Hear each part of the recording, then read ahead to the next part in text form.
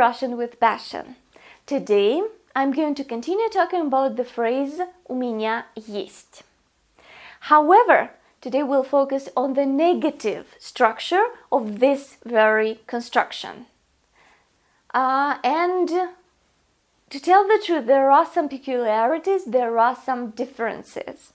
So let's remember very quickly how we say «У меня есть». We use the possessor in the genitive case with the preposition «у». For example, we say «У меня».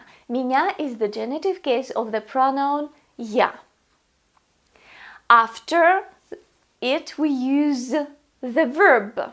If it is a positive sentence, present, we say «есть» for all the cases, for all nouns, singular, plural, masculine, feminine, neutral, it doesn't matter. So we always say есть, the verb, like have in English. After that, we use the object, but in Russian, it is actually the subject, and that's why it's in the nominative case. Anyway, it doesn't matter. What we have, like a car, I have a car. A car. What we have is in the nominative case after the verb есть. For example, у меня есть кошка. I have a cat. У меня есть кошка. So, of course, the possessor can be not only a pronoun. It can be anything, a noun with an adjective, a noun with a pronoun, and so on. Like, у моей подруги есть собака. My friend, a female friend, has a dog. So, the possessor. Anyway, all the words which are connected with the possessor, I mean the noun or the pronoun, the adjective which is connected with the pronoun or the noun, should be in the genitive case. The possessor in the genitive case. Remember that, it's very important. If we talk about the past, we use был, была, было, and были. If we talk about future, we say будет. Now, as for negation, let's compare. As for the possessor, nothing changes. We also use it in the genitive case, and we use it at the beginning of the sentence with the with the preposition «у». Nothing changes here. As for the verb, it changes. Instead of the verb «есть», for example, in present, we use the negative particle «нет». У меня нет. For example, у меня нет кошки. Notice, у меня есть кошка, positive, у меня нет кошки. The object, so what we have, changes. Now it should be not in the nominative case, but it should be in the genitive case. So both the possessor and the object will be in the genitive case in negative sentences. So that's important. As for the past, we say не было, у нее не было машины. And in the past, in the negation, we use не было for all the cases. У нее не было денег, у них не было друзей, and so on. So, не было for all the cases. Now, as for future, we say не будет. Also for all nouns. It doesn't matter what gender we're talking about, or singular or plural, it doesn't matter. All the time we say не будет. У нее не будет детей, for example. That's a sad news. Or let's think about some positive things. For instance, у них не будет проблем. They won't have any problems.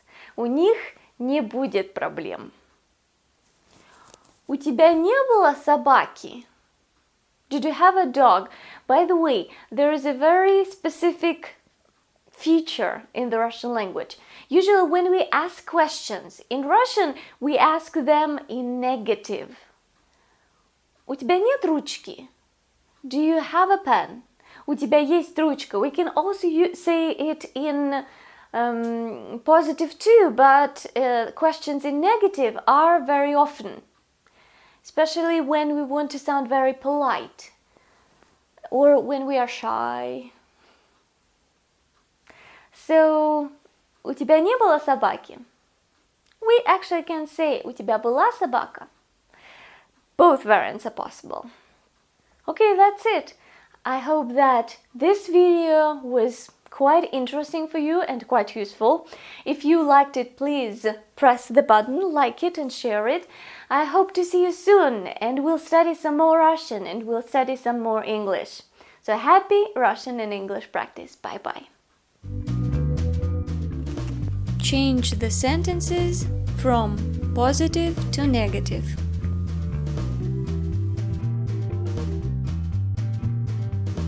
Number 1. У меня нет ничего, а у него есть все. Here notice that we can't say у меня нет все. So we also use the negative form of the word все, everything. We say nothing. And this happens quite often. So usually in a Russian sentence, if there is a negation, we negate everything.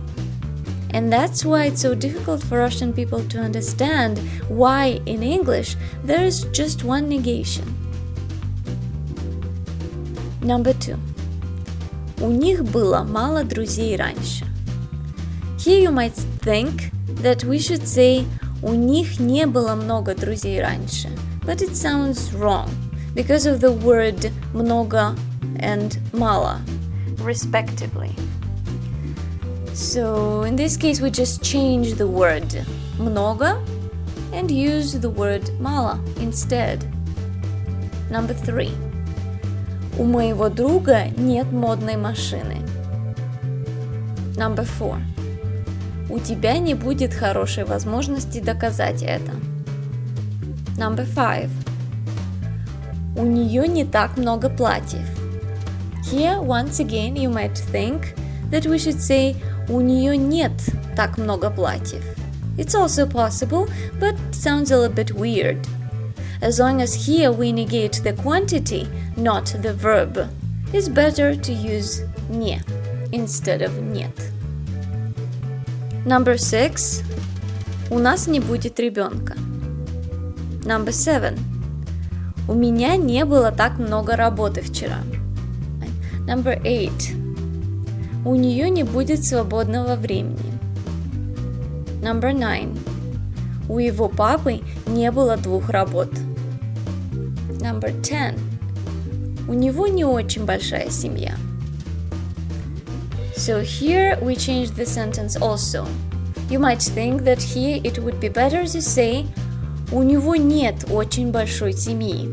It's also possible and people would understand you, but to use this version, у него не очень большая семья, will be better, it will be more natural. Like, not he doesn't have, but he has not a very big family. Now let's translate the sentences into English quickly. Number 1. I don't have anything and he has everything. Number 2. They had few friends before. Number 3. My friend doesn't have a cool car. Number 4. You won't have a good opportunity to prove it. Number 5. She doesn't have so many dresses. Number 6. We won't have a baby. Number 7. I didn't have so much work yesterday. Number 8. She won't have free time. Number 9. His dad didn't have 2 jobs. Number 10. He has not a very big family.